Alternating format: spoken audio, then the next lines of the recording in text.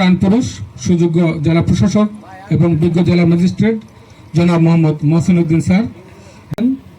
জনাব Syed Mushfiqur Rahman, police super নৌ police Chandpur অঞ্চল চাঁদপুর, হাইমচর উপজেলার সুযোগ্য সিনিয়র উপজেলা মৎস্য কর্মকর্তা, উপস্থিত আছেন কমান্ডার, উপস্থিত বিভিন্ন পর্যায়ের মান্য মৎস্যজীবী প্রতিনিধিবৃন্দ।